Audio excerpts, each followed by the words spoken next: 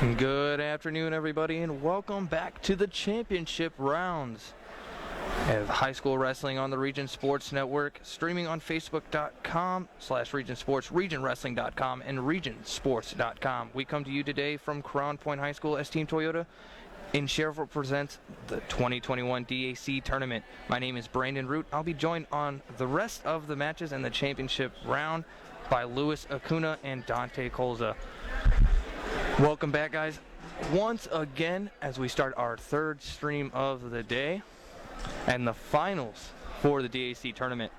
Anything going in that you guys want to talk about? I think right off the bat, 106 will be is one of the more interesting ones for me. I think Jackson and Cortez will be a solid matchup. Interested to see how their styles clash. Cortez has not stopped bouncing around since his last match, so I'm sure he's pumped. Yeah, that should be some high-level action right off the bat. We're looking. I'm guessing we're gonna do some face-offs here before we get everything started. I know Lewis was also saying that 285 should be interesting with Corey Hill and Teddy Sparks, pretty athletic heavyweights, both state ranked, so that should be a good one too. 106 pounds from Duneland High School, director 22, Ashton Jackson.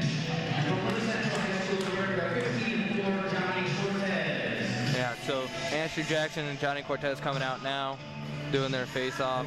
Crown Point doing a good job here, kind of rolling out the red and white carpet for everybody, showing, you know, they want to put out the spotlight, make it special for a lot of these kids wrestling in the DAC finals. We got Ball wrestling Maldonado for first place at 113 pounds. And we got Frazier coming out for Crown Point wrestling Lucas Clement.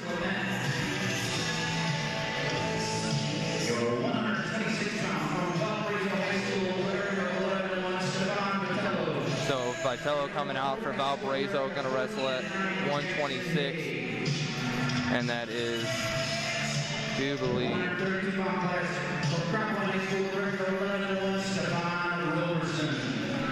Roberson coming out for Crown Point, wrestling at 132, and wrestling Jack Coyle from Portage. okay. He's got a USA Wrestling hoodie on. I couldn't see it. And for Portage High School, director 12-4, Alex Tornado. So at 145? 130 pounds from Crown Point High School, director 21-0, Jesse Mendez. And Mendez is going to be going for number 100 in career wins for himself here this late afternoon against Bradley Conrad.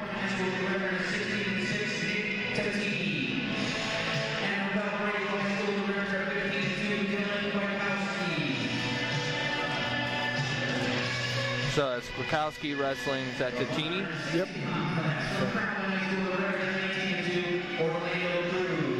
So Cruz coming out for Crown Point. He's going to wrestle Salary from LaPorte High School. Salary's going to try and challenge Cruz and make his money tonight.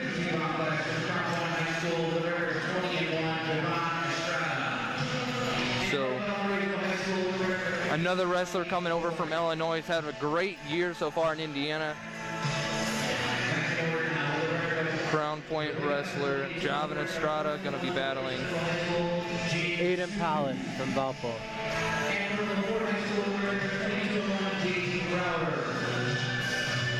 Router versus Suze at 182.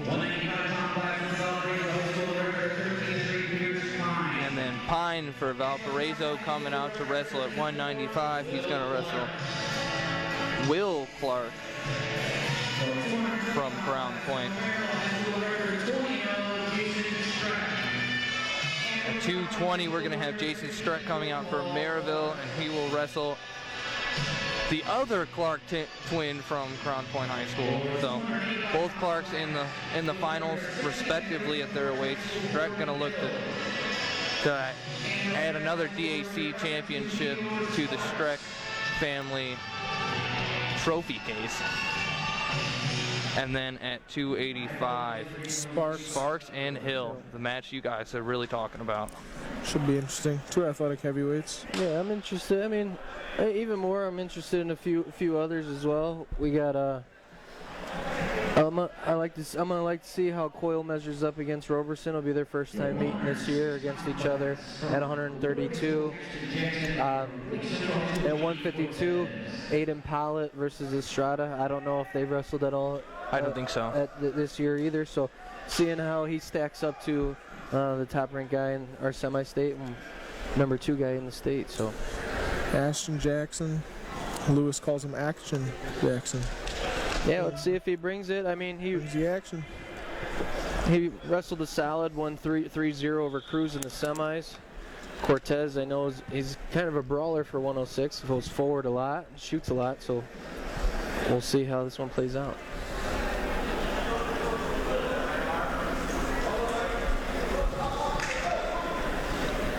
Yeah, I expect this one to be a pretty close match. There should be a lot of action, though.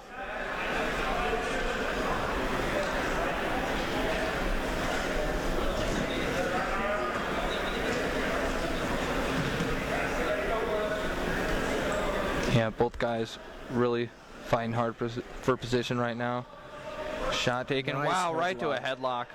headlock. Action Jackson right on cue. Opens it up there. Yeah, there's your fireworks and a 5-point move right off the bat. Yeah, that's Not even a minute taken out of the first. He's really good on top too, so this is to his advantage to get go on top immediately. Yeah, Cortez got to limit those, as me and Dante talk about, some errant shots from out in space. Don't just want to be diving in. Yeah, on kind some of put him. wild high crotches, and that's what put himself into danger right there and got himself headlocked in a flurry position. So Yeah, when he shot that shot, kind of put himself out of position, and Ashton Jackson was able to capitalize.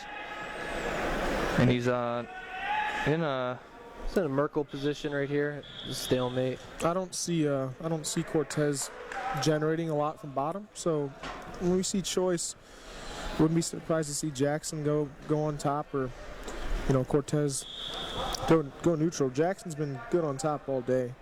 Put a good ride on Cruz, and he's showing his ride capability right now. Yeah, he's running a real tough spiral. Cortez trying to sit, but he can't really. Jackson's got a lot of pressure right there, pushing him forward. Well, what Cortez needs to do, you don't want to get, if a guy's in a spiral ride, you don't want to get to your sit right away. You got to clear that top hand that's over across your neck. You want to clear that hand fight, and then you start getting your sits. Because if you're just sitting in to make it tighter for him, and you're just planting yourself right back on your hip over and over. Yep. Jackson defers, and Cortez wisely elects to go neutral. Doesn't want to go on bottom of him anymore. We got the future teller here. Dante Colza knows. The Tony Romo version of our wrestling broadcast here, calling out all the calls before they go. And right to his hip. Another 5-pointer. That's his new name, as Action Jackson. I hope that's his Twitter handle. I mean, I know a lot of people have that with the last name Jackson, but his name is Ashton, and he deserves it today. Yeah, he's doing a great job, and it's a long time to be battling off your back. Good bridge by Cortez. And it's good to see some Laporte guys in the finals. Yes.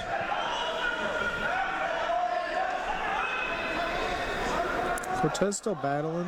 Oh yeah, Cortez. He's never gonna give up. No, he's one of those hard-nosed, pesky wrestlers that just keeps coming and coming and coming. A minute left in this second period. 10-0. Ashton Jackson really putting it on Johnny Cortez right now. Yeah. What you're seeing here is Jackson just has a better understanding right now of just positioning in his wrestling, and he's just really capitalizing on just a couple errors that Cortez is making for himself to kind of put himself down big. Yeah, he's wrestling really tough for a sophomore. Who's number 1 in the semi-state at 6? Bailey? Bailey from River Forest. They've yet to meet. They've yet to meet this year. That'll be an interesting one, I'm sure. Yeah, they won't cross paths until semi-state. Yep.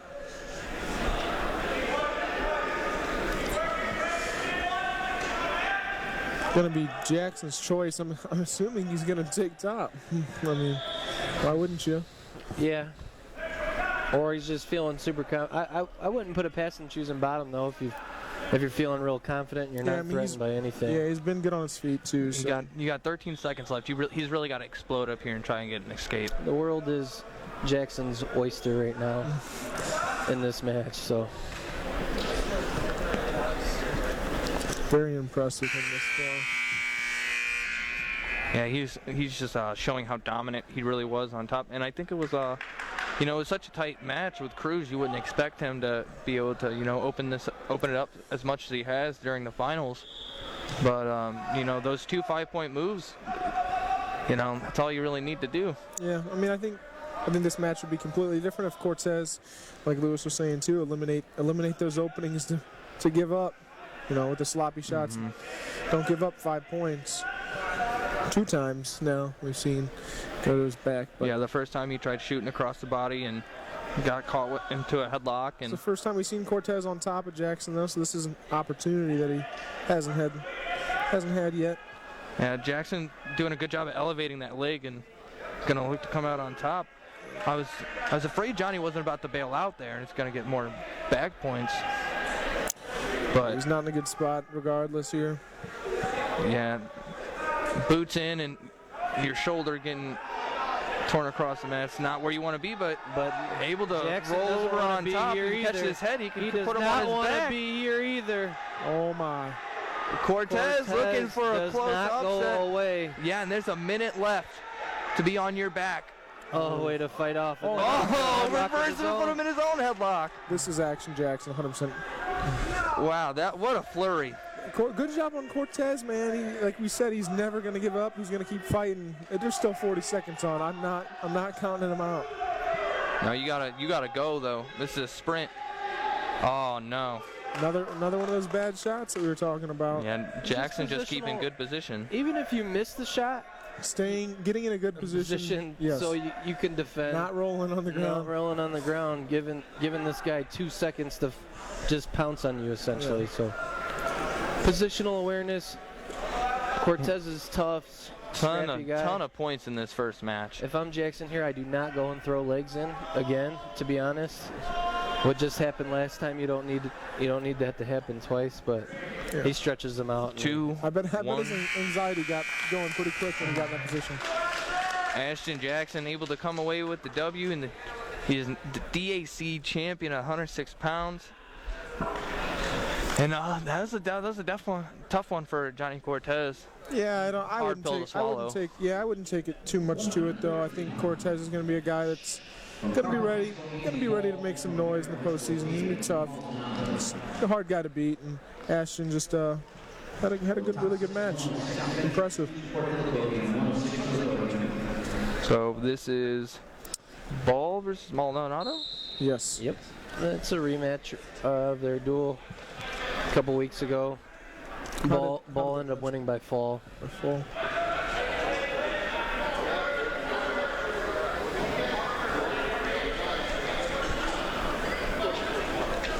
Ball just getting to work right away. Heavy snap to a down block. Go behind. Yeah, early 2-0 lead. And this is where he wants to be. I mean, he's, like I said, probably the tallest 113-pounder in the state, I'd imagine. Gotta do some research on that. If he's not, he's definitely in the top 5, top 2 maybe. Might be 1 maybe somewhere. Yeah, he's really good on top. I haven't really got to see him as much as I would have liked. I've seen some of the matches that we got to see at the Portage duels, and he looked really good. Yeah. I want to say does he have a really good win, really high win? I think he does. Might have been it. He beat Dylan Graham and against Cathedral up at 120. Not 100% sure. I'd have to go back on Indiana. I have to check out his wins and losses. Yeah. I've heard a lot of good though from people outside of Crown Point. So that's some tough stuff on top guys. here. And Maldonado's running into a really tough match here. And Yeah, he's running into a buzzsaw that's on top. yeah, Being underneath Anthony Ball is not fun. You feel like everywhere you move, he's already there because his length. Yeah. yeah, he was able to defend off multiple And positions. look, I mean, just the leverage with his length off a tight waist, almost just pulling it into a tilt. Straight off of a tight waist, you don't really see that all too often. Now able to get back points right at the end of the period. 10 to nothing, sorry. 10 to nothing going into the second. It's Ball's choice. He chooses bottom.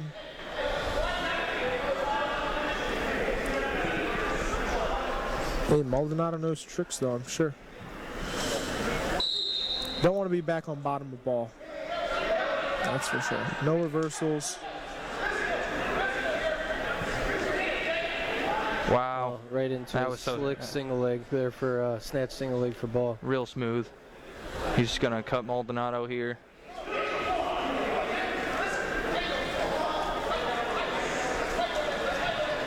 Oh, That that's was tough. great fake. Good shot. She finished here to his back. Oh man. Don't want to scramble with this guy. Maldonado's going to fight. He's not going If to give it up. He's gonna it's keep tough, wrestling. if he does get It's the a- fall here, would be if he doesn't get the fall, it'd be a technical fall. Fall, yep. Ball's looking to get shoulders on the mat. Can't really. Such a weird positioning right there. Right into what we call Grapevine. in Grapevine or Saturday Night I Ride. was gonna say Saturday Night Ride. Many different terms, all the same move. You want to elevate his head there? Yep. Gets the fall for Anthony Ball. Word play on point. Tough match there, Maldonado. But ball, you can see, is on another level right now. Another Crown Point wrestler coming out over here. And fifth place coming out of High School. It looks like they're gonna be doing some quick podium stuff over there. If we want to shoot over to the podium, get the people on the podium. And showing the 106-pound champion Ashton Jackson over there for Laporte. I don't know if he has a tattoo, but his first, he's kind of young, isn't he? He's only a sophomore. Well, they're getting him earlier, but his first tattoo needs to be Action Jackson, right on the inner bicep. Right on the inner bicep. All right, maybe I'm carrying it a little bit too far. Yeah, a little bit too far. Well, you know, Maybe a t-shirt. We'll get him a t-shirt. well, the name Ashton Jackson could also already get that 2-point start, but if he gets a tattoo, that's 4. Yep, you get That's the 4 points right there. All right, we're right back into action over here on the mat with the spotlight. One of Crown Point's big horses. Was a state title contender last year, and very well could win one this year. And Frazier Clement, I've seen a little bit of him. Had a good tournament to get to the final. Yeah, only a sophomore. Both these wrestlers only sophomores. So 2 tough sophomores to get to the finals at DAC. Yep, Frazier a hammer on top. You don't want to be on bottom, Frazier. Just kind of like what we saw with Ball. I mean, really get on top. Yeah, and when any Crown Point wrestler gets on top, they're all really good at pushing, pace on top, doing a lot of different moves, and running a lot of different pinning combinations to try and just score points. For sure. And Frazier's probably going to put him right back up here and go get some more points, I think. If I saw the hand motions correct from his corner of Coach Sessa and Hawkins. And he does. Minute left in the first period. Good Another clear. takedown. Yeah, I think Clement had a good idea there, what he was trying to do, but he didn't fully commit to it, and Frazier just went straight to a re-attack, scored easily. Clement's just got to put together better. You don't want to be diving in there like that. Yeah. Gotta get At least he's being offensive. He's showing that he's not scared, and he's trying to be a game opponent for Frazier. Oh, And yeah. He's a pretty big underdog. So, I mean, now Frazier's putting on the points, and we might see him really start being able to go to work on top. Yeah, it looks like he's going to try and run a wing here. Looked like he was almost going to try and get both wings, but he's going to run them over with a half. Half and a wing. Short time left. Maybe That half kind of sunk out, so he's going to resync it, try and get it. Fall. Short time. I don't think he's going to get it. Yeah, no. He's going to get all those swipes, so he's going to load up on some back points. Going to be leading 9-2 going into the second. Choice goes to Crown Point. Frazier chooses bottom. Points. You're just dominating them on top, but go get another one. I think he did just a lot. Crown Point Corner, too, probably wants these guys working on every aspect of their wrestling, getting better, putting them in situations. Not that they're uncomfortable, but yeah, these guys aren't uncomfortable being bottom, but staying in routine. Yeah, just lately they haven't been on bottom too much. Yeah, on the bottom too much because they're the ones that are doing all the scoring. So another nice takedown by Ball. Yeah, right into a Turk. He's going to be going cross face, attacking far shoulder, elevating the leg. And needs to get his didn't have real good chest pressure there. He's able to slip out. But he flows right into a half. Yeah, that's chain wrestling at its finest. And he said, "Here's your chest pressure for you there, Dave." He heard you. And Logan Frazier with the fall to be the 120-pound Duneland Athletic Conference champ. And now we're panning over to the 113-pound podium. In fifth place from Lake Central High School, Guillermo Rivera. And in fourth place from Valparaiso High School, Tyler England. Just an update, Mayor David Uran and the City of Crown Point are proud sponsors of Bulldog Wrestling. The Bulldogs continue to display great leadership on and off the mat while piling up victories as they strive towards another championship run in 2021. Speaking of championships, the City of Crown Point has been recognized as the best place to live and the best downtown for 13 consecutive years by the best of the region. Building a stronger community from within is the winning formula as Crown Point continues to work as the team to provide a great place to live, work, and play. So we are over on the podium right now showing another set of placers of the DAC tournament. Can't see, is that for 113? Yes, 113 pounds. I'm going to circle that name that took fifth, Guillermo Rivera. Man, I like how he competes. Can't wait to see more of him. I mean, there's a lot of young guys on that podium being a lighter weight, and Bunyan being one of those. He was a strong kid, had a pretty good showing today. Avenged the loss for himself, showing that mental composure, getting third place. And then Maldonado second, and Ball first. We get Vitello here. That's state ranked, 126, and then we got Laporte. Who is this from Laporte? That is Hey, how? I'm not exactly sure how to pronounce it. Actually, I'll go get a pronunciation right now. There you go. Yeah, Vitello tried to do a boot scoot there right off the bat, and put himself in danger, giving up a takedown. But then he gets a reversal right away, and now he's going cross body. So it is pronounced Haig. Wanted to give him all of the respect that he deserves as he is in the finals at the DAC wrestling tournament. Not an easy feat. No, he did his job. I mean, there's a couple of superstars that are out today at that weight, like there are many of the weights today.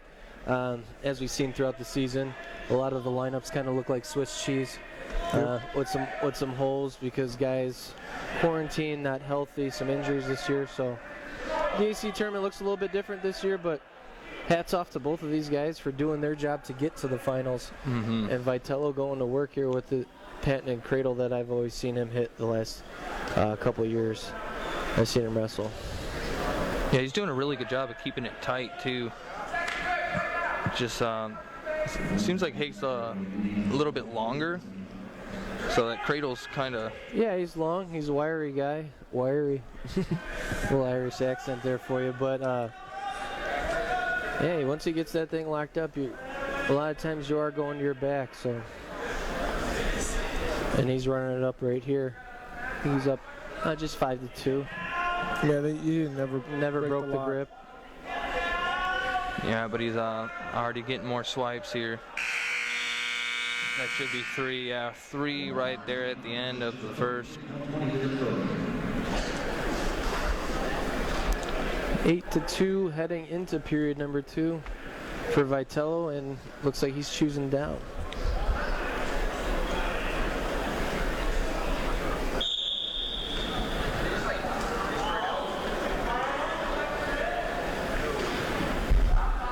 Oh, wow. Nice little head gazoni Yeah, right there. caught him right to his back. I like Vitello. Yeah, that was good. Congratulations to him. That was good. Great match by Vitello. Today is the first day I got to see him compete. I believe I was at a tournament that he was at. I didn't get to see him, but scrappy, solid win today. Yeah, returning state qualifier there for Valpo. This will be a tough match coming up next. This is Lewis's match coming up. Yep. Yeah, I circle this one. Both guys wearing the white singlets. Can't do that. Dig it. White on white. I ain't about it. Yeah, but Those are the fancy IU singlets. yeah, those are the Portage's IU singlets that they got. I always like those. I like how the Indians look The curse of right Indians. across. Yep. And I mean, shout out to the Portage alumni that are at IU on their roster. The Moran brothers and Washington. and DJ Washington. Washington last week got a win over Illinois, and the IU's lone win, unfortunately, against Illinois. But way to represent the region and Portage and yourself. Yeah, so we got Robeson out here wrestling Coyle from Portage. One thing I always liked about Roberson is we talked about this with Ball, I believe. He's got a lot of length, and so defensively, it's really hard just to even get in on his legs and score on him. Definitely. Ooh, Coyle providing a flurry there. Not good scramble. that was Good nice. scramble defense right there off that left-handed high crotch. And I know Good job by Roberson to stay poised there, not freak out or panic. I know, Lewis, you were saying Coyle's from Illinois. Was he a placer or qualifier in Illinois? I believe at the 2A level, I believe he might have been a state placer in Illinois' 2A. But we got to see, we all did. We all got to see him. Coyle. He had to wrestle Mendez, so he kind of ran into a hammer. He ran into a buzzsaw, but even against Mendez, I mean, the first minute of that match, I mean, not many people last long it, but he was hand fighting and he was making Mendez work for his takedowns, and then obviously the inevitable always happens in the state of Indiana when you're wrestling against him. So Yeah, not too many wrestlers in the whole country can last very long wrestling Jesse Mendez, let alone people in the DAC in the region. It's a tough call. well, it's just the country, the state, the area, obviously. Yeah, you can argue some wrestlers around the world, as he is a gold medalist. So Yeah. I'm 80 pounds heavier than him, and he'd beat me because he'd be wrestling at a pace at 100 miles per hour the first 30 seconds, and I'd fall over. yeah, that's nothing to be discouraged about. Yeah, Both these guys still haven't got on the board, sizing each other up. Yeah. I think Coyle's got a little bit of the size advantage. I'd like to see who gets the choice here. Looks like it's Roberson. What do you take in here if you're I'm Roberson? going bottom. I don't think did they wrestle at No, they haven't. at the duels? that was. We were just saying that Coyle wrestled Mendez. So. Oh, okay, Yeah. that's what you meant. Yep, I kind of I wanted Roberson to go down. He usually gets a pretty good move. Roberson's good on top too with that wing series he gets to, bar and wing series. So we could always get on top later. I'm assuming Coyle. Depending on how this period goes, we'll see what Coyle goes with and his choice. I like that Coyle's taking control of the mat right now. Nice attempt there. Yeah, he's staying right in there, hand fighting pretty well here with Roberson. Roberson's been on a couple attacks himself, just hasn't finished. Yeah, Coyle's been putting himself in those scramble positions or we're able to come out scratch free or anything, but getting a stall call. Roberson hit with a stall. And that's probably just because Coyle, being the bigger guy, is kind of pushing him around, controlling the mat, like you said. Yeah, he has good control of the mat this far. Yeah, I could see it. Because he forced him out on one end and then the other end. Yeah. Came back, forcing the action all the way to the other end. But if you're looking at the whole body of work, yeah, Roberson's shot count probably total is 4-0 right now, 5-0. Coyle's length has definitely caused a little bit of a problem too. His size, I feel like, is playing a factor. I expect Roberson to probably figure it out and put together a different. Ooh, a left-handed headlock. That looked kind of tight. It did. It did. But ran out of real estate there. Yep. Yeah, you could definitely tell Coyle's been around a mat. And no slouch at all, wrestling a really tough kid in Stephen Roberson. Yep. This is the adjustment that Roberson needs to make. He's getting to his hands, he's getting a lock, but he's not able to keep the lock, and he's not cutting the corner. He needs to cut the corner because you don't want to be underneath a guy that is a little bit bigger and maybe stronger than you. Coyle is just powering through. That was close, but ran out of real estate again. It was a good transition to his offense. That length of Roberson. Roberson needs to make sure to circle and stay moving forward here. You don't want to back up and catch another one of those stalls. Yeah, luckily he had his, he kept his right hip back and he had his left leg hooked. He's getting in that exact same position where he's almost falling and he's not even really penetrating. He's falling into the shot, and that's where he needs a second move, whether he's cutting the corner or splitting the middle, if you're going to want to finish. As Lewis was saying, he's got to probably, 10 shots now. Or shot at least 10 and got to quite a few of them. Just hasn't been able to finish. Coyle chooses bottom going into the third. 1-0. This is a close one here, as we anticipated. And if he gets one more stall, he couldn't afford to get another stall call. Because that just giving him a 1. And we got 1-1. I'm glad I circled this one. Yeah, 1-1 in a stall on Roberson. Roberson has got the shots a lot more than Coyle has, just hasn't been able to finish. Coyle taking control of the mat. Yeah, he's really just forcing Roberson to try and circle back in and shoot. Yeah, Coyle's really not looking to score here. It looks like he's fishing for a stall. Yeah, that's gamesmanship. You're controlling. You're finding a way to try and get points up. But yeah, Roberson got to control the ties and start holding that center right where he's at.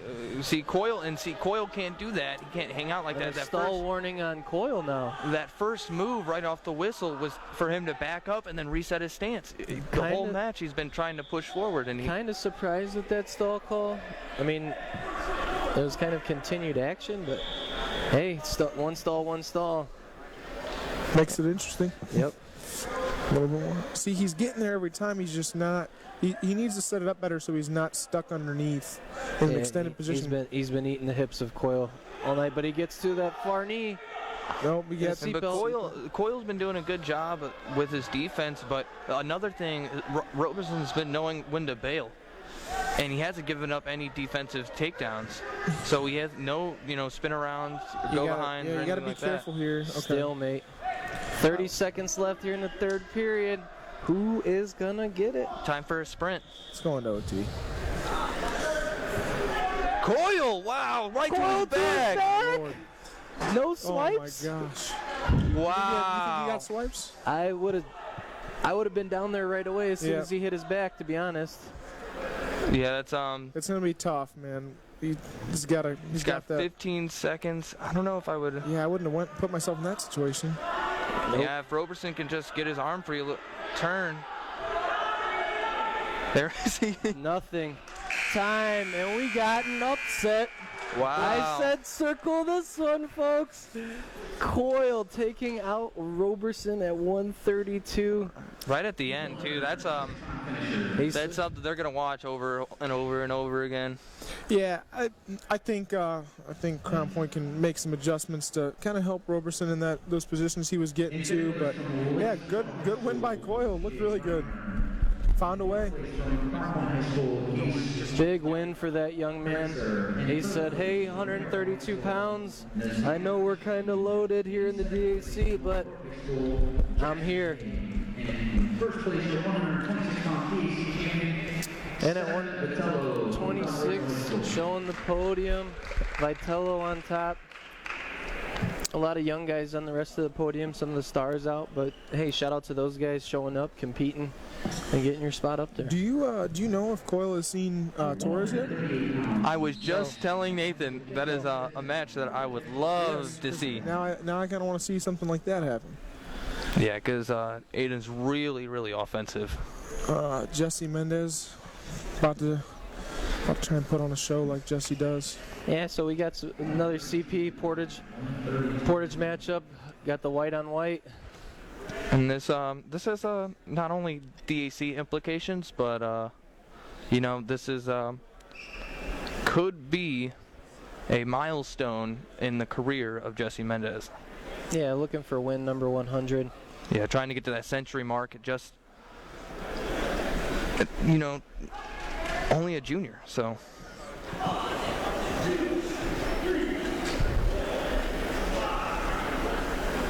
Yep, and he's putting the hurt in here on Conrad. Yeah, this is Conrad, no slouch though, man. It's just he's running into Mendez. You're running into a human buzzsaw. Yeah, this guy is because Conrad, returning state qualifier himself, he was at Mendez's weight last year. It shows that he's and Conrad's not afraid to wrestle the best guys. You know, there's a lot of guys in the state that are bumping up a weight class or 2 weight classes or going down to avoid Jesse Mendez. Yeah, it's the easiest way to say this is Jesse Mendez is really, really, really good at wrestling. Yep, I would say so.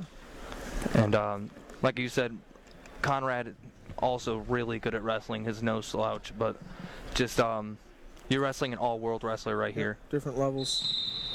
Mendez coming away as I do believe that he's a 3-time DAC champion now, and that is win 100 for him. So Jesse Mendez being Jesse. Congratulations, Mr. Mendez, on number 100. Can't say I'm surprised. Yeah. It is crazy to think, though, looking back at guys like Alex Searches that had 230-something wins. Yeah, you won't see that anymore. Yeah, you won't see that anymore, but I do believe, I think Coach Davison for Chesterton is also, I think he's up there, or maybe 170 wins. 170 is a lot of wins, too.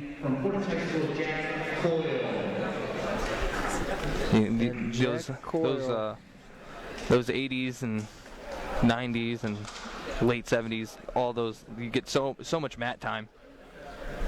They didn't have any regulations on how many matches you could wrestle. I wish it was still like that. That would be interesting. You get 50, 60 matches a year. Ooh. Yeah, I do believe Lucas Davison for Chesterton had 45 wins in a year. That's the most I've seen in a while. Cody Goodwin trying to follow up a Mendez performance. This is Alex, right? Cornejo, yep. Cornejo. So Cornejo of Portage. Yeah, he's ranked at 152 pounds. Number 7 in the East Chicago Semi-State.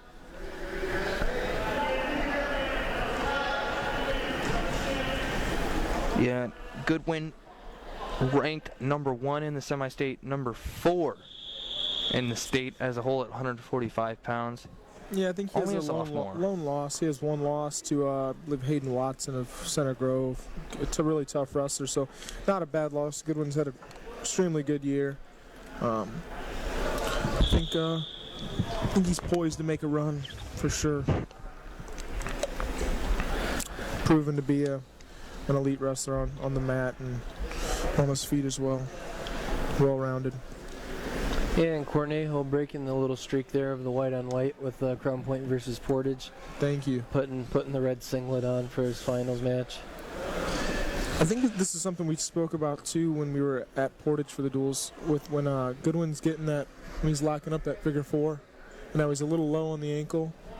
Were you noticing that still or no? Did you miss it? I just missed it. I'm sorry. Goodwin already looking for a quick fall here. He gets to it really nicely, and he just doesn't put it on as tight as he could and lock it up. Proven to be an issue for Cornejo. I was gonna say, I think he needs to elevate his head a little bit, kind of force his shoulders on the mat, but apparently I was incorrect. The referee had a better positioning than I did up here. Yep, and good win there. Yep, look, his hair's not even messed up. His hair, his flow is got some nice flow. Yep. Able to get his first DAC championship. He is your DAC champion at 145 pounds. It's Cody Goodwin. Now over here on the podium, is that Jesse? Yep, 138 pounds.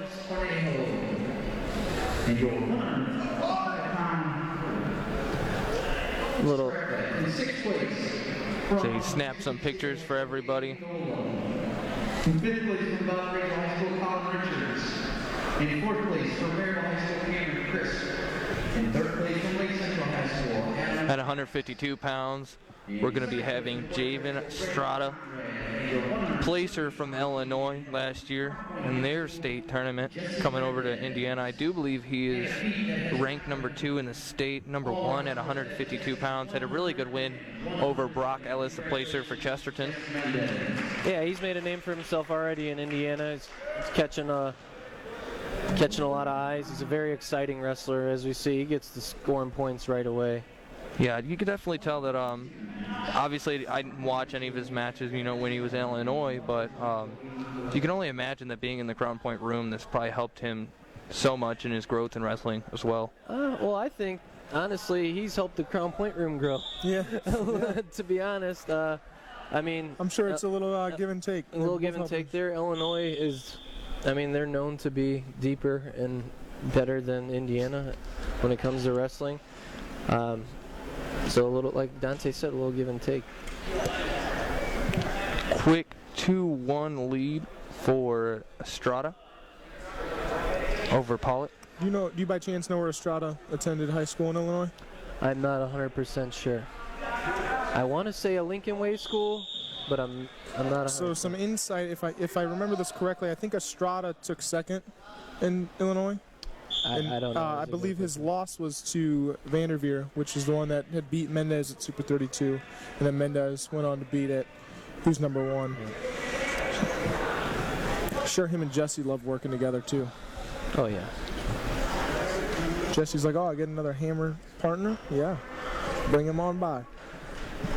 Yeah, who's a couple weights above him too. Yeah, iron sharpens iron in that room for sure. A lot of iron in there. Yeah.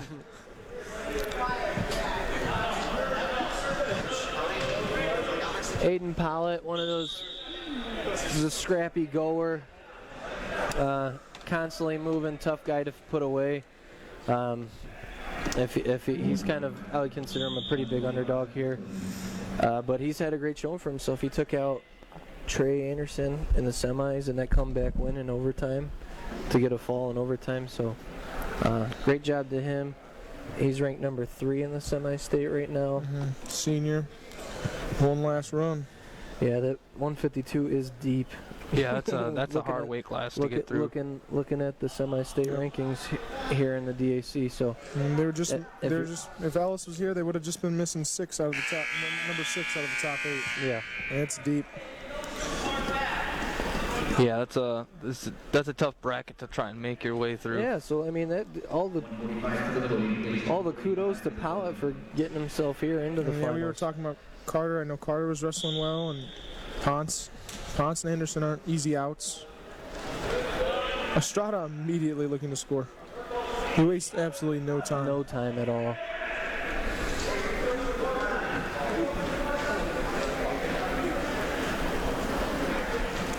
I believe he is another Bulldog that only has one loss, lone loss.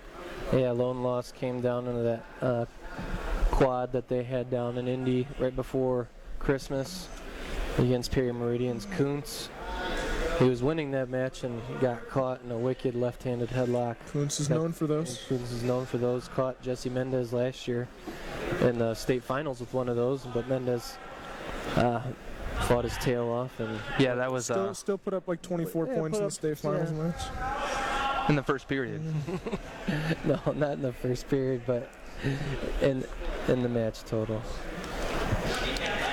Oh, I thought you guys meant in the combined. Those two wrestlers had 25 points in the first period. Oh yeah, I mean they scored a lot of points.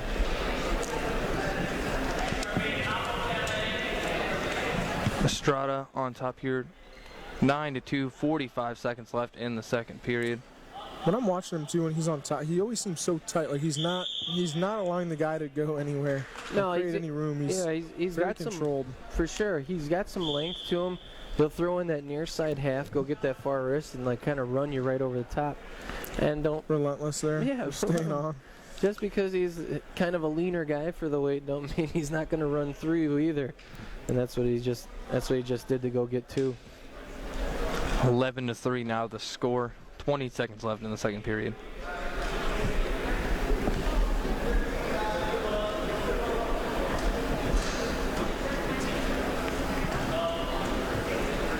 Yeah, 10 seconds left. Paulette's really got to start trying to battle up to his base. He's up to it now, but got to look to try and get away. Yeah, He's still battling it out. It's just easier said than done sometimes. Yeah. He's doing what he can.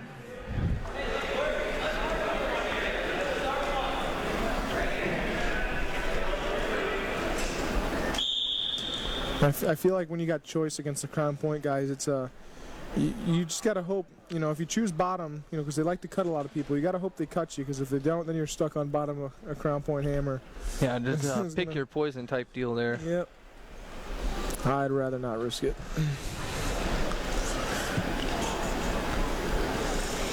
Yeah, and Estrada just comfortable in this crossbody leg ride. Yeah, being a leech, not letting them off. He's being real tough. He's just going to let him go now. Crown Point coach is telling him, go get a few more takedowns here. And he went looking for a throw himself. Pilot went upper body, trying to test something out to see if he could generate some offense for himself. But He goes, no. Estrada's like, I ain't afraid to go there either. A lot of headlocks today. Live or die. Minute left in this match. 11-4, 13-4 your score. 13-5 your score. As we update, as things keep going and going and going. Not sure that needed to be stopped, but maybe I couldn't see the knee. Yeah, if you're gonna go low single right off the whistle, you really got to commit to it. Yeah, this ref is really trying to protect these guys' knees. I saw. I mean, that's good though. We don't want their knees torn up, but yeah, not this late. Maybe in the season. maybe a little too cautious. Nice shot there by Estrada. If he could headhunt here, he could get some back points. Nice little leg pass there from Pollitt, but Estrada, knowing how to scramble, puts himself right into getting two and kind of in that side control of Merkel position. Just 20 seconds left in this match. Looking to lock. He's got the major pretty much locked up. He's gonna finish it out with a ride. Wouldn't be surprised if he looks for another tilt.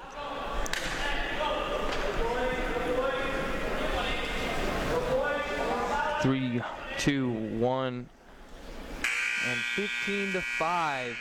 Javan Estrada, first time DAC champ, coming over from Illinois, making some noise. Yeah, and shout out to Aiden Pollitt, man. A lot of guys, when you start getting down that much, might start rolling over, but he kept coming. Makes you work for those 15, that's for sure. But Estrada, he said, I'm more than happy to go wrestle 6 minutes and score 15 points. High school, 145-pound champion. Now over there on the podiums, we got the placers for 145 pounds. Goodwin first up on the podium, got Corneo second. Now we got Cruz and Salary. Cruz from Crown Point Salary of LaPorte High School at 160 pounds.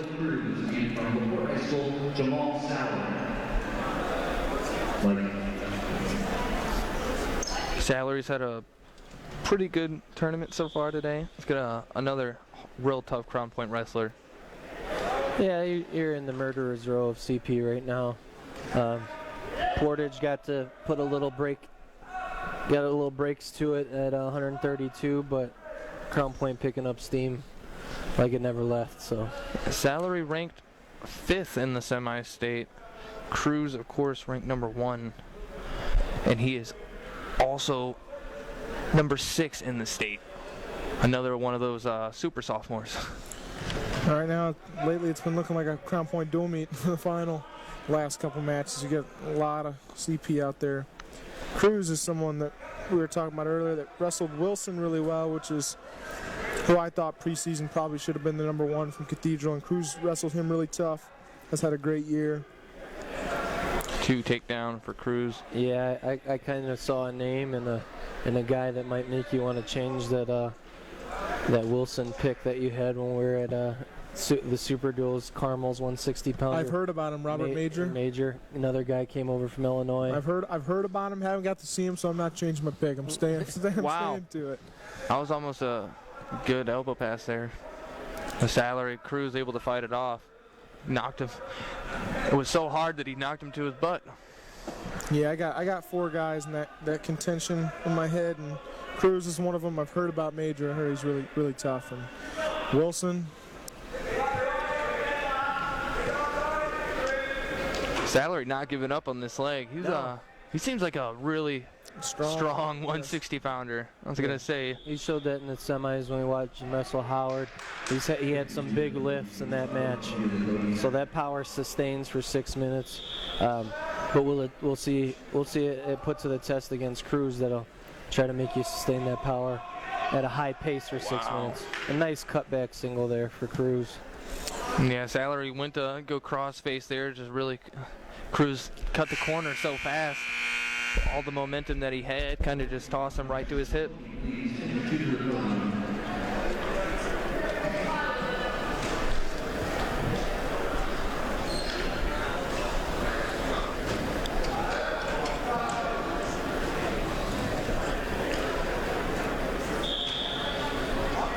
Cruz choosing down, I believe.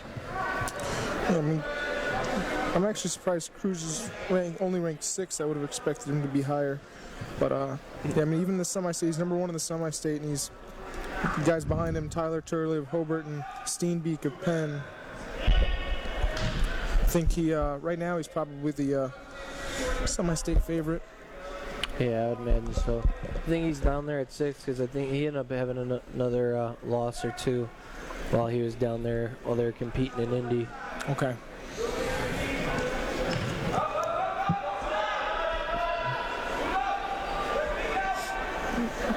Yeah, I lost to 3-0. I remember I watched the Cade Law in Columbus East. Yeah.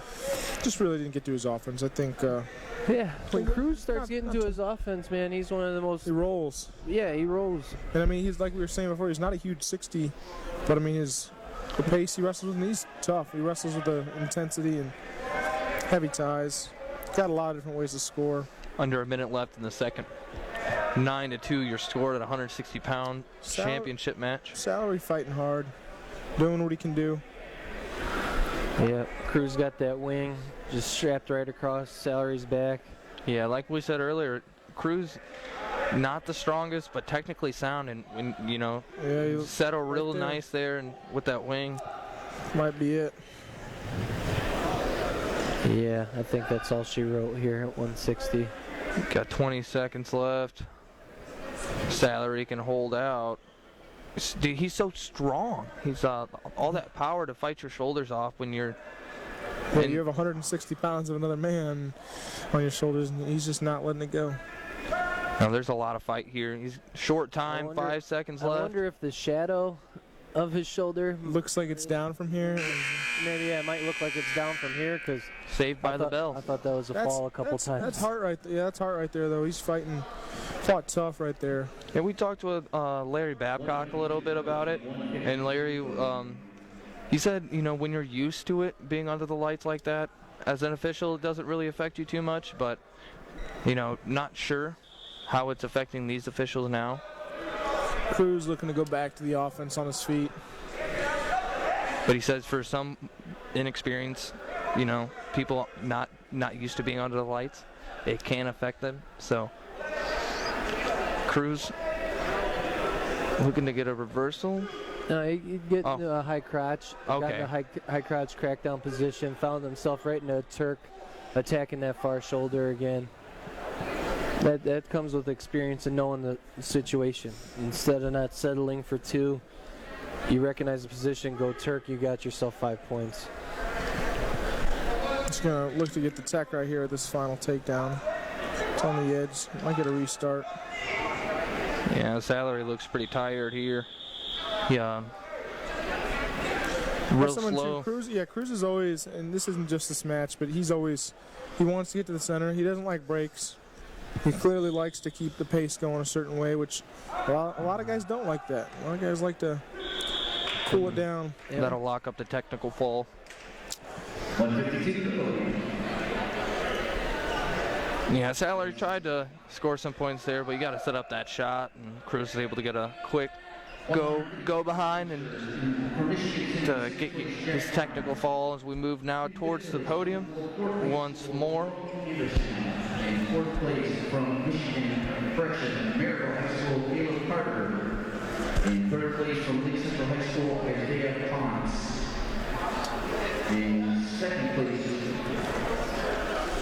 So that's on the podium now is 152 pounds. And your 152-pound champion from Crown Point High School, Devin Estrada. Estrada, your 152 champ at the DAC tournament. And shout out on that 152, Caleb Carter had a great day. Finished 4th. He's not a guy that's on our list of he's at number 8 on the rankings and only a sophomore. But a little bit lower and younger. Still he had a really good day. Now on the mat at 170 pounds for the DAC championship, we got Kwiatkowski of Valparaiso wrestling Tatini from Crown Point. Yeah, Tatini, one of those upper weight hyenas is what I like to call them, guys that'll make you really go work. Good pick there. Pesky can go win matches for you. Yeah, that was something I've noticed too with Tatini. Since the first time I saw him this season, because I've known Nick for a while. I've seen him wrestle and him grow, obviously a ton. But from the beginning of the year and seeing him as of recent in some video, confidence on his feet has gotten a lot better. I think that's adjusting to the weight. Yeah, I'm not sure if it was a knee or an ankle, but that was a real slick move to get that takedown. Went from underhook to either a knee pick or ankle pick. Yeah, I think he hit right on the knee.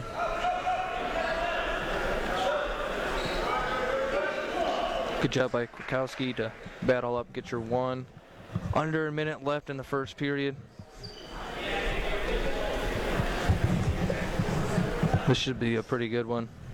I feel like both wrestlers pretty close-knit.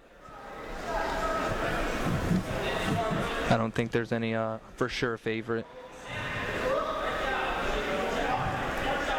Which one in this match? Yeah. Brian? I'd say Tatini's the favorite. Yeah, I mean state rank. Last spot in the state rankings, but he's state ranked. 4 spots higher in the semi-state. But an opportunity to prove something for Dylan of Valpo.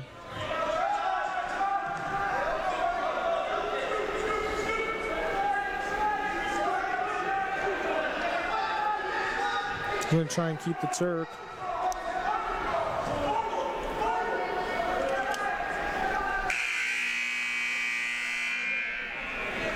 Going into the second period, Tatini up 4-1. He's going to go ahead and choose down.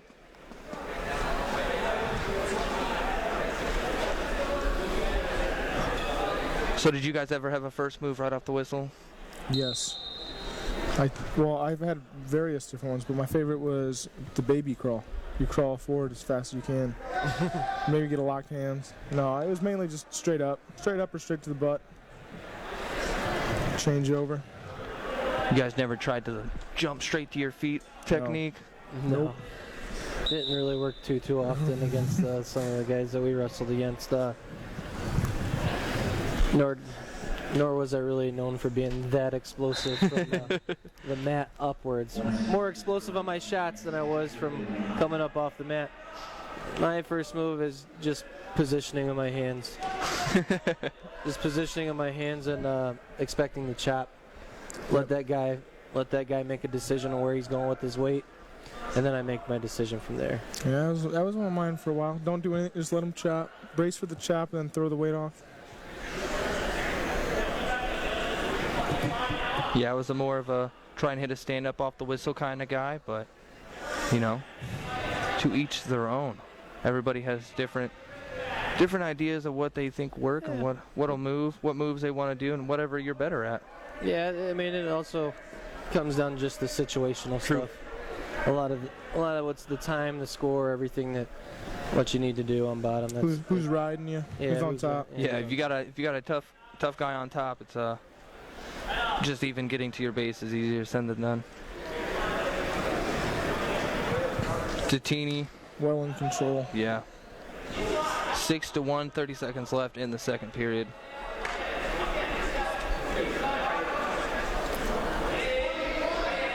Good return. Wow. That looked like he went straight to his face. Yeah, that's another one of those you got to bring your knees up to your chest. Yeah, you gotta defend yourself. I mean, they say the guy returning is irresponsible, but you can only do so much when you're picking the guy up and putting him on the mat. The guy getting returned can't flop and just take a hit to the face. They're gonna go neutral. Tatini, nice slick single leg there. Another 2-point takedown. Yeah, I call these guys, once it gets up to over 160, that's why I started calling these guys the upper weight hyenas, because they're not more of the bigger names in Crown Point's lineup, but in dual meets, they don't give up really bonus points ever, or they go and win matches that they're not really supposed to win either. They make everybody go work instead of, obviously, Crown Point's got the murderer's row of the big hitters, you know. So I mean, I enjoy watching Crown Point's heavier guys compete. Yeah, they need some spotlight too over there. They need some love. Big guys need love too. Yes, they do. And Tatini, man, he like Dante said, that his confidence is sky high right now. Yeah. Look, I mean, just his movement, the level changes, the faked, getting into his attacks with the confidence that he's having right now. Yeah, I think something too that I've noticed is earlier in the year when the coaches were telling him to cut someone or to do something, he wasn't as confident cutting them because he felt as if he needed to hold a position or hold a lead, versus now he's more than comfortable to go out there and extend the lead comfortably. He doesn't have to worry about anything. And he's constantly working. 30 seconds left in this match at 170 pounds. Tatini still leading 10-2. I mean, he's only got an 8-point spread right now. You got the major, but like he's controlled this so much that it's felt like, you know, he hasn't allowed his opponent to do anything. Really, he hasn't, other than cutting him and going back to a takedown. Yeah, it's been complete domination for Tatini. Yeah, kudos to Kukowski though, man. He's not rolling over. He's not. No, he got to the final too. He got to the finals. Like I said, there's some star power from Chesterton that's not here, but that's no knock on Kukowski. He did his job to get to the finals, and he ran into a tough guy in Tatini, and Tatini with the win 10-2 to claim the 170-pound DAC title. With this being the biggest conference, you know, in the region, it's tough. You know, this is the big school conference. You got a lot of teams like Crown Point and Chesterton. Obviously, Chesterton not here today, but you're going to have a lot of good wrestlers from all these schools, really. Yeah. 60-pound DAC champion from Crown Point High School, Orlando Cruz.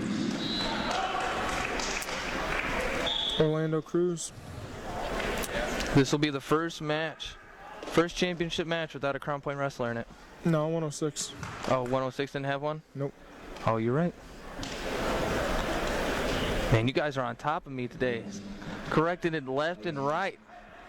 I take my lumps as they go. This is one that I'm excited for. I think Browder had an upset victory over Willems, state-ranked Willems out of CP, and Browder was able to get the fall. Suze was up by a lot and almost spoiled his ticket to the final, but he held on. These two guys, stylistically, I think, are a little bit different. I'm assuming Browder wants to get in a tie. Looks pretty strong. And Suze wants to stay out. He wants to use his length.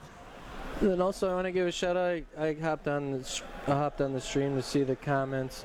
We had 8 girls state placers in the region for the girls state championships this past weekend. Yeah. And we're getting that info to get those girls' names recognized here while we're on the broadcast. Posted as well. Crown Point posted earlier. Alexi Westfall, 2-time. She won state for Crown Point. So Brandon knows. I know that one. name. Know that one. Thanks to the Facebook dwellings that I do, following wrestling on all the wrestling pages. But yeah, kudos to them. All the big boom in female wrestling in the state of Indiana and around the country. In this scramble situation, I thought Suze might have had a Merkel position. Browder's just so strong. Browder just powered through it. Getting Finishing. swipes now. And a little far shoulder action for himself. Probably got at least 2 swipes, I'd imagine. Or he gets the... We'll see what I can't really see the ref's official's hand. He's in the shadow realm right now. Gave him the 3 near fall. Shadow realm referee over here. Important to keep him down for 10 seconds. You don't want to give up the last second escape.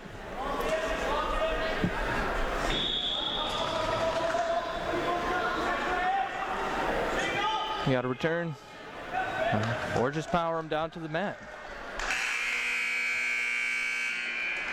Seems to be Browder's go-to. Yeah, both of these guys very explosive athletes here at 182. Not too familiar with their wrestling experience, so it might be a little bit lesser in the wrestling mat time, but both physiques are great for 182, both powerful at this weight class. And this is another weight where you're missing some, a wrestler from Chesterton that's ranked #1 in the semi-state and stuff. So, but kudos to both these wrestlers getting here to the finals. And I like how Browder's wrestling right now. He's wrestling out of his mind. He had a really good win. Yeah, semis. I would love to see him against a Lehman. I don't know if they've met prior, but no. Chesterton actually just canceled their LaPorte duel, so okay. So yeah, they would have wrestled after DAC. I'm sure we'll see it. And Browder's he's been running under the radar, I think. I don't know. Yeah. So with Chesterton being out, and then also Valparaiso's returning state qualifier, probably be wrestling 182. If he gets cleared in time for sectionals, Kwiatkowski, the older Kwiatkowski. So he'll be trouble in the semi-state, I'm sure too. And so he'll see Browder at sectionals probably. Is Valpo in that sectional, or which one are they? At LaPorte? I believe they are. I think so.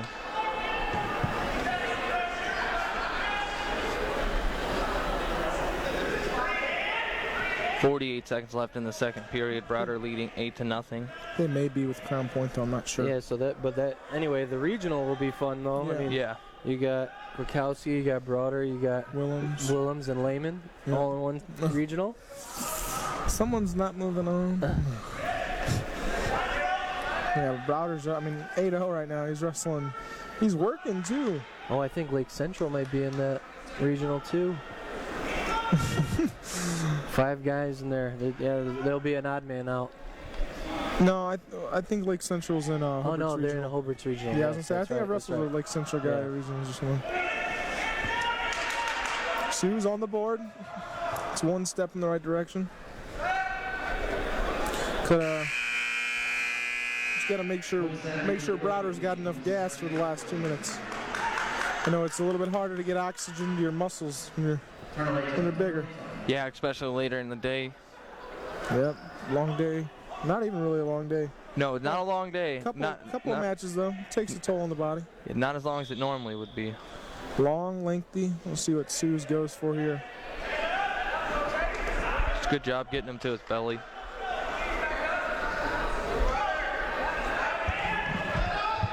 Browder's so strong though. Look at it, just go from belly to feet in 5 seconds. And he's more of a compact guy, compact muscle for 82. Obviously, we see the little bit of height difference between him and Sue's. So he's staying low, staying in good position. But Yeah, Sue's, what's the wrestler from Mishawaka last year, state champ? Joseph Walker. Yeah, he's kind of like got a similar body type to Walker. yeah. Walker also got some spotlight on Big Ten Network when wrestling for Michigan. I know. Yeah, he's got some starts there. Running into some tough matchups, but you're wrestling in the Big Ten. You're wrestling as a true freshman, so and it's a free year, so why Yeah, not the take free year of eligibility. And Browder gets hit with that stall. Sue's has really been bringing the pace here, controlling the tides in the third period. Really wearing on his head. Oh, good shot Good, there off that. Powerful double leg there from Browder. See, he got chopped, and it almost looked like his only reaction was to jump down on the legs. He said, "Ref, you calling me for stalling? I got 9 points already up here. What are you doing?" 25 seconds left in this match. Browder leading 11-1. Sue's looks like he might have been trying for a Peterson Yeah, there, he but was looking. but let the arm go.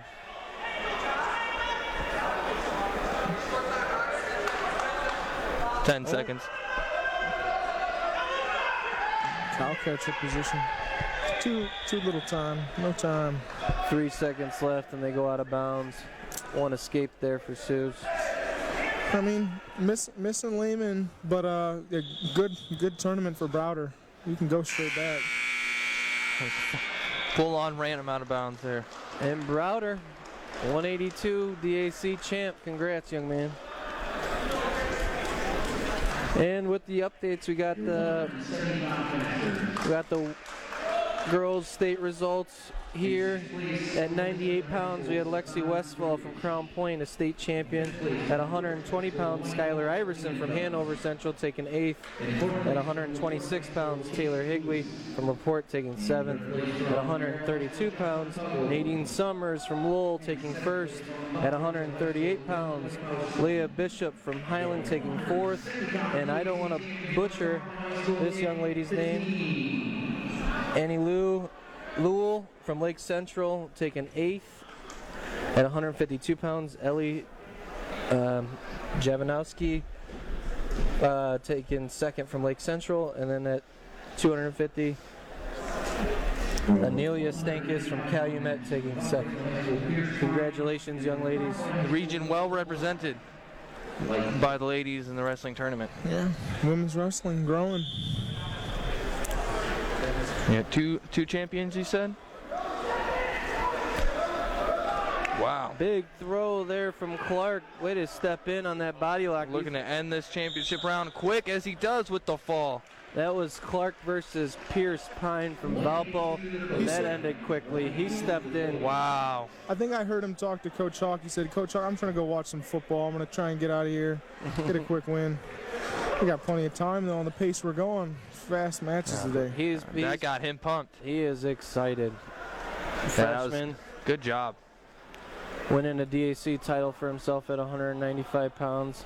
He had a big win. Or no, this Clark that had a big win But another Clark over DeGrado. right out on the mat. See if he can get off it as fast as his brother did. But the Clark brothers, I mean, Streck's eyeing him. Yeah, I was gonna say, I don't know. he's peacocking him right now. Watching every move. He's Tony Ramos. Tony Ramos style. He wouldn't blink. He's a different breed. cat clock. Just kind of just watching you as you move. Walking past the Mona Lisa. Browder didn't even have time to get a shirt. He'd run over there real quick. Yeah, they've been transitioning into the wards pretty fast. Yeah, quick. Get off the mat, get a sip of water, you're on the podium. Sixth place from Michigan City, Thomas Schererville. And fifth place from Maryville High School, Ryan Egan. Now, if you were Clark, how would you go about trying to wrestle Streck? Stay in position. Stay in position. Yeah, go ahead. No, keep going, Dante. I'm sorry. Just staying in good position. I mean, Streck's a guy that he's proven. Clark's a freshman.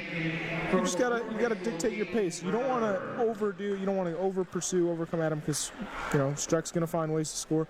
But feel him out. Get a feeling out process. Don't push it away too much. But stay in good positions and find a pace. Like Streck's gonna try and control it. You just want to minimize the pace. You don't want to overdo it, but just like right here, you don't want to let him push you out. Streck's gonna get confidence from that. He came forward, but he's giving up that underhook right away. Good snatch single by Streck. Yeah, I know Streck probably is going to try to get out to a faster start and probably build his lead when we were here for the duel. He ended up securing the pin over Clark, but before that, it was only a couple-point match. So I think he wants to make a statement here. He's running that bundle to the younger Clark to kind of let him know you can't hang with me just yet, freshman. Oh, wow. Yeah, I mean, that was technique and power. That was real tough to just bundle him over, and then Clark able to separate his arms, but Streck caught him. I mean, Clark's a big, strong freshman, but you're wrestling a man out there. Yeah. When you're senior strength, it might look similar, but it's hard to wrestle some of them big Streck boys.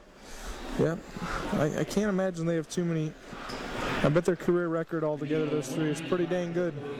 I do believe, just because I don't know how late he started in wrestling or when he started wrestling, I feel he's probably has maybe the worst record out of all three of them, but still to be a DAC champ. Yeah, something behind camera right now. I mean, Streck's out there running sprints after his match. He got done quick, and I mean. Yeah, you just get a fall in the first round, and before they go put you on the podium, you got to get all sweaty and go run sprints. Well, yeah, because he came down from heavyweight, started the season at heavyweight. The first time he saw him duel, he looked like his gas tank was in a little bit of a question. So he's probably just getting that extra burner in him. Some guys that hold themselves at a higher level still really want to blow those lungs out like they just did wrestle a match. So yeah, I seen this is back to when I was wrestling,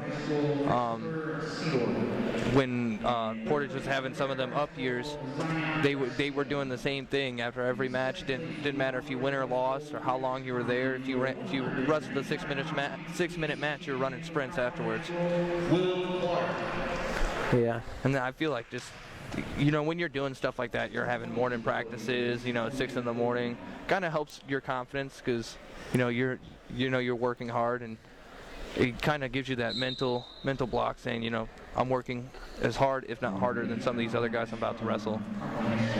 And now we got Sparks and Hill, another match you guys had circled for the finals. Yeah, I think Lewis was saying that two athletic heavyweights that can move maybe like they're not heavyweights. Add some interest to this match.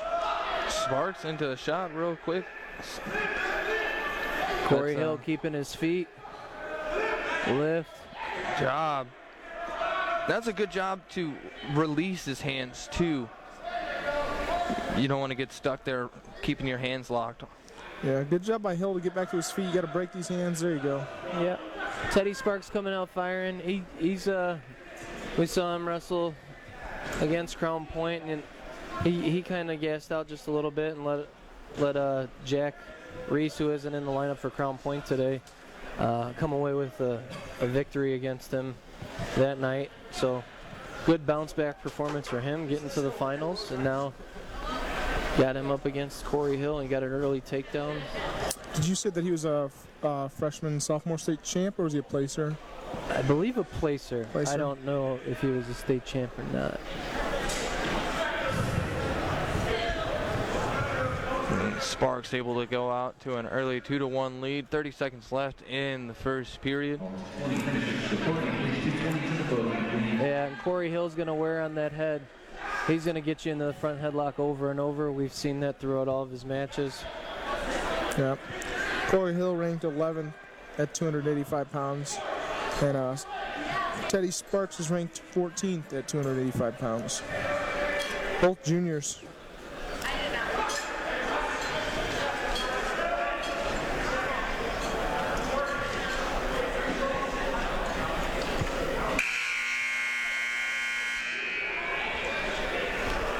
Sparks will get choice.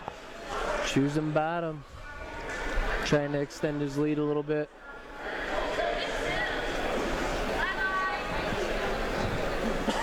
Hey, you really got to move off the whistle.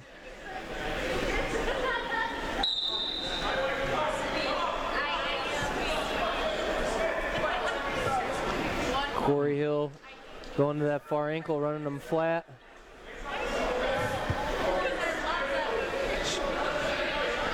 Sparks kind of just looking up there. Uh-oh. Got to move. The big man roll that he's trying to do. Here we go. Uh-oh. You got to turn and face him, or he's going to hip over. Corey Hill got a base up here. Wow, 2 reversal. Good job by Sparks. I thought he would have just been better going Peterson there. And Yeah. he did a Did a hip over there.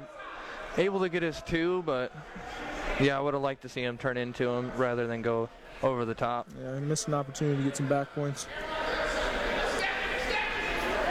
Oh my. 2 swipes there, not 3. Nope, just one swipe. Oh, just 1? Yep.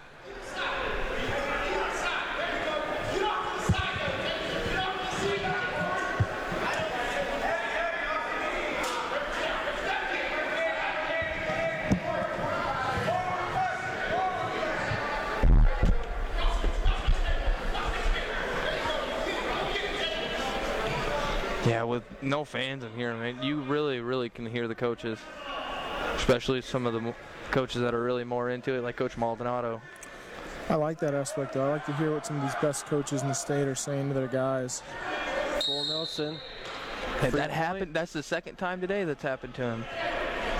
Yeah, I mean, I'm not too sure. Like Lewis was saying earlier too, we're not sure. Some of these guys that are newer on the scene, we don't know how long they've been wrestling. Well, Some of the stuff just this year, he only has 4 matches coming in today. Yeah, he was also saying that since Streck was up at heavyweight, he wasn't able to be in the lineup when Streck was up at heavyweight.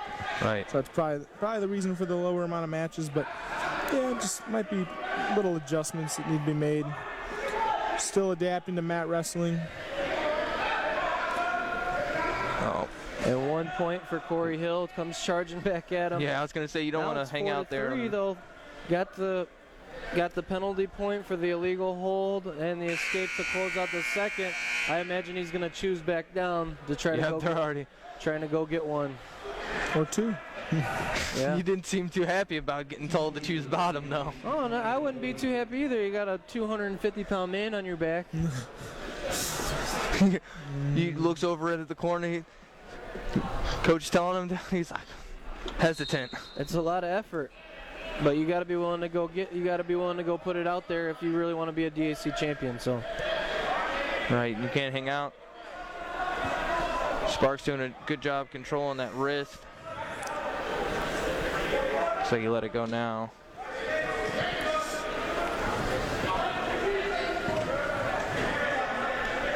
And Corey Hill's got to make an attempt to build his base because I feel like they're stalling on Sparks because he's not leaving the hips. Yep. That can go either way. They should have dropped the double. Should have dropped the double. Messed up your line. Hey, we've only seen 1 double stall so far today. I set it at 1.5. Yep.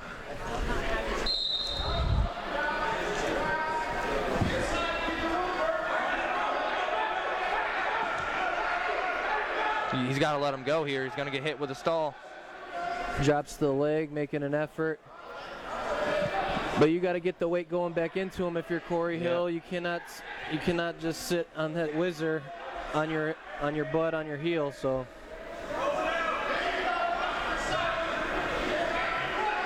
That cannot feel good on the shoulder. no. A minute left. 4-3. Cradle locked up. And he clears it. Cleared it. Sparks is too far out to the side now, though, and he gets put to his back. No, not No, yet. he doesn't. Oh, so close. Corey Hill gets one. Oh, that was 43 left. The big boys are tired, you can tell. that was so close. Good scramble by Sparks. Coach Bradbury telling him, he said, look at Sparks. He's more tired than you. Get on the line. Yeah, they're both beat. Long day for wrestling. I think Corey Hill was trying to call for a little injury time there for a second. Sparks in on a leg. Nothing yet. Some big boys scrambling. Oh, this exciting fireworks. Two takedown for Sparks. 19 seconds left in the third period. Hill's got his head on the mat. He kind of gave that one up. Yeah. Good scrambles. There were some good flurries from the big guys. Yeah, Sparks just obviously actively wanted it more than Hill did, going to a leg attack in the closing seconds of that match to get two to go win himself a DAC title. Yeah, that's an upset. Corey Hill ranked number 3 in the semi-state. Sparks number 6 in the semi-state. I'm gonna go ahead and pass this over to. No. Oh. I don't lose my headset this time.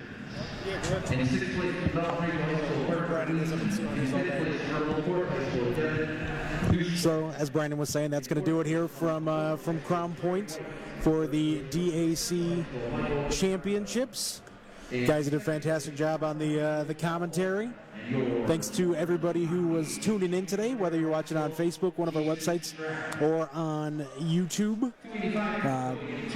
Our crew today, of course, we have to recognize Ken Siegfried, Bobby Quinn, Joe Colvin on the cameras, Kyle Savetich, our on-site producer. We had a couple of interns here today, Sam Ruiz and Deshaun Burnett helping out as well earlier in the day. Our broadcast crew who did an amazing job. Brandon Root stepping in. I told you you'd get a little bit of time on the mic today. Little did you know I was going to have you do all my work today. Brandon Root, Louis Acuna, Dante Colza doing an amazing job here on the commentary. I want to thank Bill DeRula, the athletic director here at Crown Point High School, and everybody here for all their hospitality. And we appreciate you guys again tuning in here, spending your Saturday with us here on the Region Sports Network. High school wrestling coverage presented by Team Toyota. Do business with the team that supports your sport. That's Team Toyota.